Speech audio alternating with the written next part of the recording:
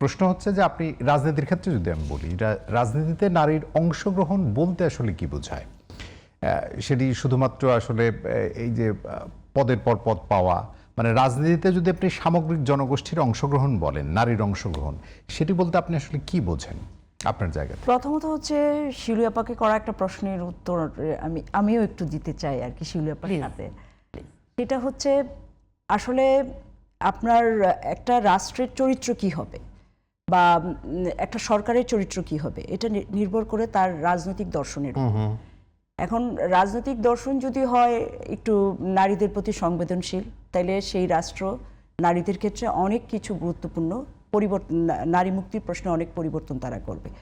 কিন্তু কোনো কারণে যদি সেটা পুঁজিবাদী পুরুষতান্ত্রিক ব্যবস্থার হয়, সেইখানে আমি বলবো একদম রাষ্ট্র, সরকার, রাষ্ট্রীয় প্রতিষ্ঠান, বিভিন্ন ইনস্টিটিউট, আপনি দেখেন না আমাদের সেনাবাহিনী বলেন, বিজিবি বলেন, পুলিশ বলেন, এখানে প্রধান হইতে কিন্তু আমাদের নারীদের অনেক মানে অনেক দূর, ব্যাপারটা অনেক দূরের ব্যাপার মনে হয়, এখানে হওয়া কঠিন।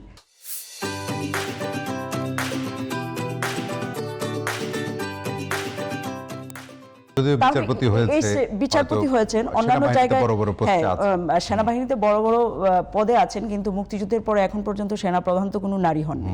তো আমি তো নারী প্রধান একজন সেনা প্রধান একজন নারী দেখতে চাই। তো এই জায়গাগুলো পরিবর্তনের ক্ষেত্রে কিন্তু আপনার রাজনৈতিক দৃষ্টিভঙ্গিটা একটা গুরুত্বপূর্ণ, এবং নারী মুক্তির প্রশ্নটা, নারীদের পরিবর্তনের প্রশ্নটাও কিন্তু একটা, নারীদের মুক্তির প্রশ্নে পরিবর্তনের প্রশ্নটাও রাজনৈতিক প্রশ্ন, ফলে রাজনৈতিকভাবে এগুলো মোকাবেলা করা খুবই প্রয়োজন।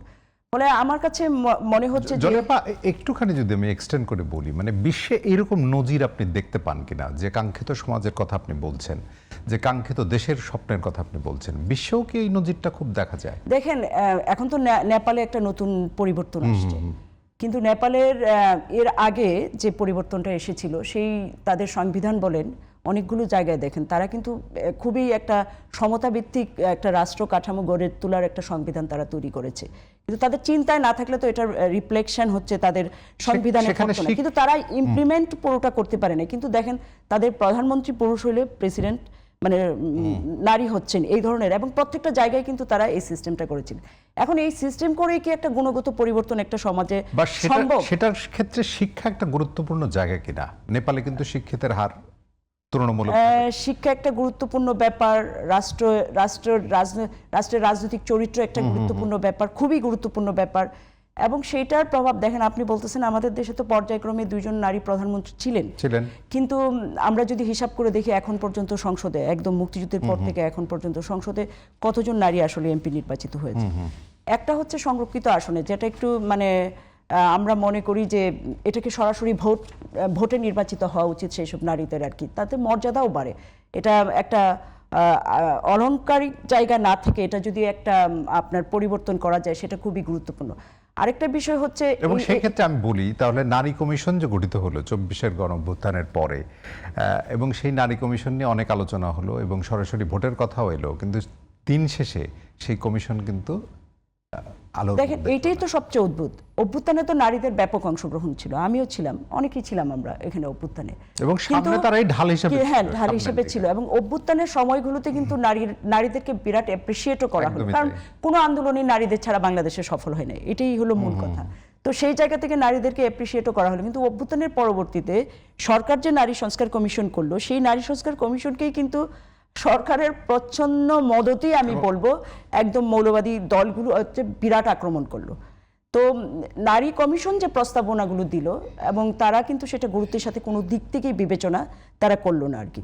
তো সেই জায়গাটা থেকে একটা জিনিস স্পষ্ট হয়, আপনাকেও শুনবো আমি, আবার শিউলি আপাকেও শুনবো, যে নারী কমিশনের যখন আলোচনাটা তুঙ্গে আর কি আলোচনা হচ্ছিল ঐক্যমত্য কমিশনের, আপনার মনে আছে কিনা যে তখন আপনি বলছিলেন যে একটা গোষ্ঠী বা একটা রাজনৈতিক মতাদর্শ তার এটিকে ব্যাপকভাবে সমালোচনার জায়গায় এনেছিলেন, সেখানে কিন্তু নারী সদস্যরাও ছিল, মানে এটি যেটি শিউলি আপা বলছিলেন যে নারী হলেই তার মানসিকতা যে নারীর পক্ষে সবসময়, এইটাকে আপনি কিভাবে বিশ্লেষণ করেন রাজনীতির? আমরা তো দীর্ঘদিন হচ্ছে একটা পুরুষতান্ত্রিক সাংস্কৃতিক ভাবেই বলেন, মনস্তত্ত্ব বলেন, বা অর্থনৈতিক আর্থসামাজিক কাঠামোই বলেন, এর মধ্য দিয়ে আছি, কিন্তু ফলে এইটার প্রভাব শুধুমাত্র পুরুষের উপরে পড়বে, নারীর উপরে পড়বে না এটা মনে করার কোনো কারণ নেই।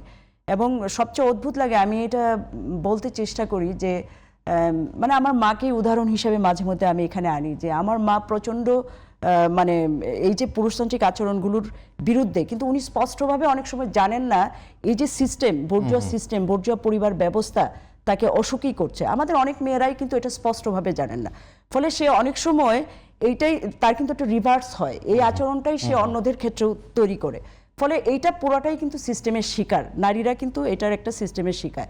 ফলে এই জায়গাটার মধ্যে নারীদের মুক্তির প্রশ্নে যদি আমি এই কথাগুলো তুলে নিয়ে আসি, তাহলে এই জায়গাটার প্রশ্নে এই সিস্টেমকে পরিবর্তন করাই হচ্ছে সবচেয়ে বেশি গুরুত্বপূর্ণ ব্যাপার। এবং এই সিস্টেম পরিবর্তন করতে হলে রাজনৈতিক দৃষ্টিভঙ্গির জায়গাটা এবং রাজনৈতিক পরিবর্তন যখন গুরুত্বপূর্ণ, সেখানে হচ্ছে একটা নারীদের একটা বিরাট লড়াই প্রয়োজন, এবং সে সাথে সাথে একটা সাংস্কৃতিক লড়াই এখানে হইতে হবে। সাংস্কৃতিক লড়াই ছাড়া কিন্তু এটা সম্ভব সাংস্কৃতিক লড়াইটা খুব গুরুত্বপূর্ণ। এই যে শেকল ভেঙেই তো আসলে পদযাত্রাগুলো নারীকে দিতে হয়েছে।